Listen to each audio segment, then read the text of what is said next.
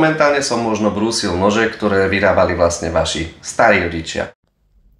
Ako vidíte, vážení, v takomto stave mi prišli tieto nože. Rukovete, ako vidíte, už sú úplne vyblednuté, takže potrebujeme ich trošičku oživiť. To, ako oživíme, vám ukážem čoskoro, aj poviem s čím a ako. Trošičku som si povedal, že tieto nože nebudem brúsiť pod nízkym uhlom, pretože by som zničil totálne ten krásny vzhľad tohoto noža, takže vlastne okolo uhlu 20 je ideálne pre takýto nož, ale treba si zvoliť vyššiu zornitosť, aby rezali ako žiletky. Tento nož je z klasickej nerezovej ocele, možno pri tvrdosti 55 tuším, ako na dotyk, a pre nabrúsené nože predošle, tak niekde tam by sa to mohlo pohybovať, presne neviem. A samozrejme nemôže chýbať ani krásna biela pasta od Luxor na to, aby sme preleštili náš nož, a samozrejme krásne odskúšanie. Ostaňte, vážení, vo videu, poďme si povedať zo pár slov o tejto firme, ktorá vyrábala tieto nože.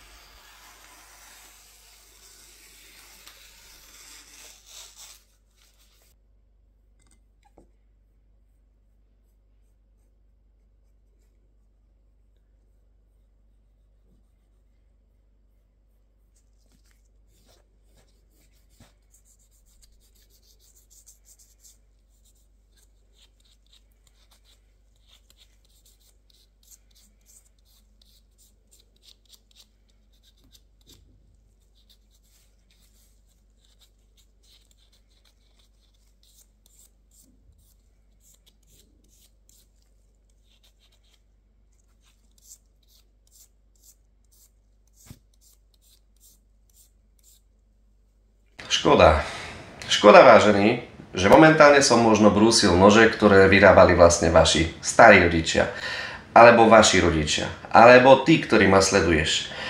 Je to smutné, že ako okres Žarnovica, Ondruše, Hamre, kde vlastne bola centrála, mali sme ešte tu v Košiciach, vlastne pri Košiciach, okres Košice, Medzev, mali sme v Štose, Nová Baňa. 4 závody sme mali, kde sa vyrábali na Slovensku nože.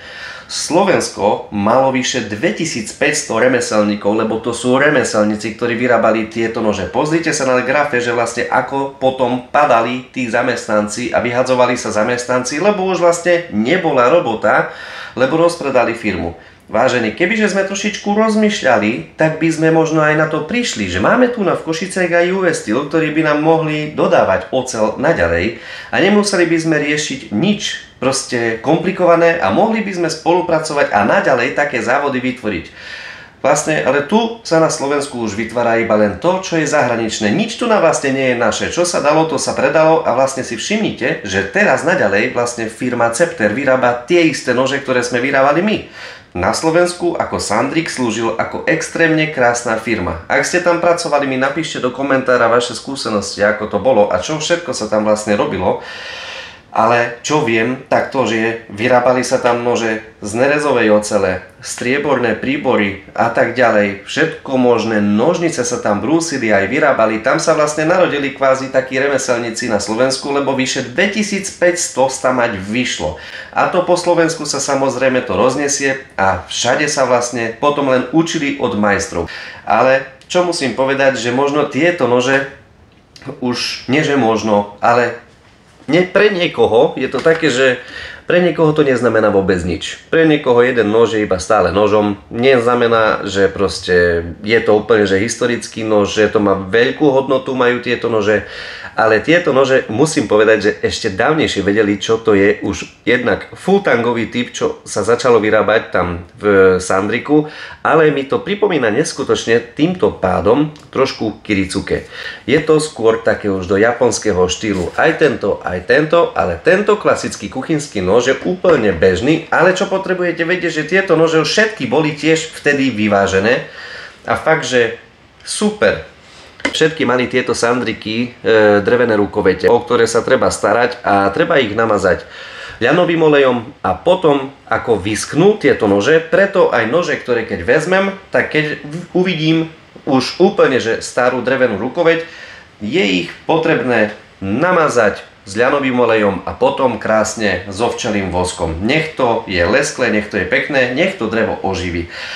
Je mi ale veľmi ľúto, že tieto nože sa už vyrábať naďalej nebudú Ak by ste mali záujem, vážení, o takéto nože alebo podobné, tak ich vyhľadávajte po celom internete a si ich niekde pekne založte, lebo tieto nože sú naše slovenské staré klasiky, ktoré sme vyrábali iba my.